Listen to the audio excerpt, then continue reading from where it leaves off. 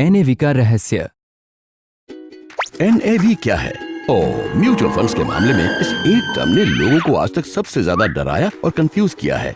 ये एक वैल्यू है, ये तो जाहिर है, पर किस चीज की वैल्यू, इसमें आता क्या है, ये दर्शाता क्या है, ये सब बहुत कंफ्यूजिंग है। चलिए एक कहानी बनाते हैं। आपका 1000 स्क्वायर फीट का घर है जिसे आप बेचना चाहते हैं। आप रियल एस्टेट एक्सपर्ट के पास जाते हैं जिसके पास 35 लाख में एक खरीदार तैयार है, पर इस रकम में उस एक्सपर्ट का 50,000 रुपए का कमीशन भी शामिल है। मतलब आपको घर की जो असली पर स्क्वायर फुट कीमत मिलेगी वो होगी 3,450 रुपए। ये कैसे? आपने घर का सेलिंग प्राइस लिया, उसमें से एक्सपेंसेस निकाल दिए और फिर उसे घर के साइज से डिवाइड कर दिया। जो प्राइस आपको मिला वो है घर की असली पर स्क्वायर फुट वैल्यू।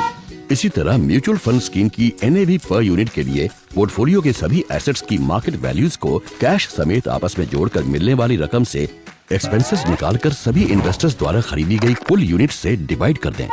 मान लीजिए एक्सपेंसेस के बाद स्कीम के सभी एसेट की मार्केट वैल्यू 1 करोड़ रुपए है और अब तक इन्वेस्टर्स को 5 लाख यूनिट्स इश्यू हो चुके हैं, तो फंड का एनएवी पर यूनिट भाव होगा 20 रुपए।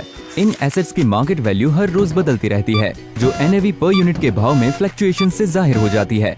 इस एनएवी को रेगुलर बेसिस पर डिस्क्लोज करना एसेट मैनेजमेंट कंपनी की जिम्मेदारी होती है। अब ये नंबर इतना खास क्यों है? तो इसकी 3 वजह हैं।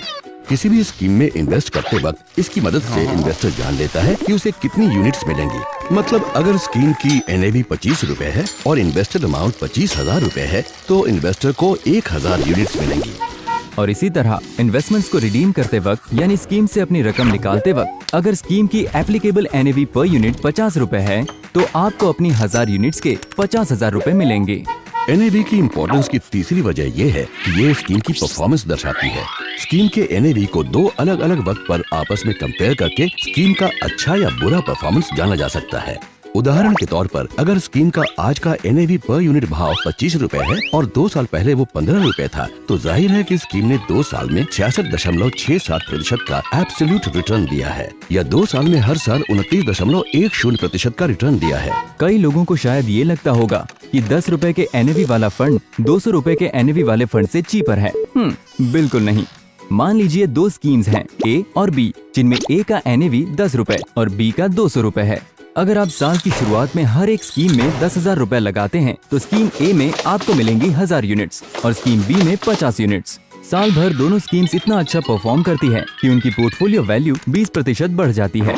तो अब स्कीम ए में आपकी 1000 यूनिट्स की कुल वैल्यू होगी 12,000 रुपए और स्कीम बी में 50 यूनिट्स की वैल्यू भी होगी 12,000 रुपए।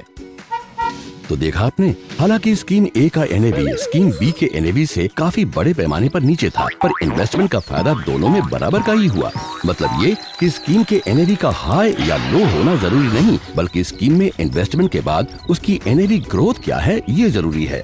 रिटर्न्स उसके हायर होंगे जिसका पोर्टफोलियो बाकियों के मुकाबले बेहतर परफॉर्म करे, सीधी बात है। तो अब तो सब साफ है ना।